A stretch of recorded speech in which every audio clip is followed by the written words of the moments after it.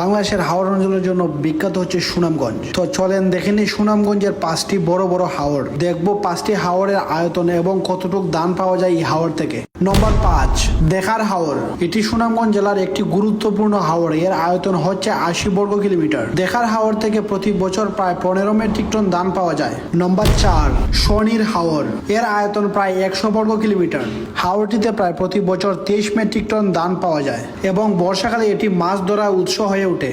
Number 3, টাঙ্গড় হাওড়। এর আয়তন প্রায় 120 বর্গ কিলোমিটার। টাঙ্গড় হাওড়ে প্রায় 46টির মতো ছোট বড় বিল রয়েছে। প্রতি বছর টাঙ্গড় হাওড় থেকে প্রায় 30 মেট্রিক টন ধান উৎপাদন করা হয়। মূলত বুড়ো ধানই বেশি চাষ করা হয় কারণ বর্ষাকালে পানিতে ডুবে যায়। নম্বর 2, পাগলা হাওড়। সুনামগঞ্জের এই পাগলা হাওড়ের আয়তন প্রায় 140 বর্গ কিলোমিটার। বর্ষাকালে পুরো এলাকা পানিতে ডুবে বিশাল জলাভূমিতে পরিণত হয় আর এর আয়তন প্রায় 140 বর্গ কিলোমিটার। পাগলা হাওড় থেকে প্রায় প্রতি বছর 35 মেট্রিক টন ধান উৎপাদন করা হয়। নম্বর 1, দিরাইশাল্লা হাওড়। এটি সুনামগঞ্জ জেলার সবচেয়ে বড় হাওড় যা দিরাই উপজেলা ও শাল্লা উপজেলা জুড়ে বিস্তৃত।